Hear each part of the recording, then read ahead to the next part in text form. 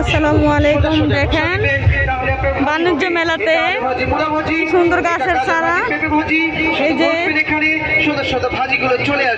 কে নিবেন আসবেন বাণিজ্য মেলাতে ঈদের বাজার রোডে।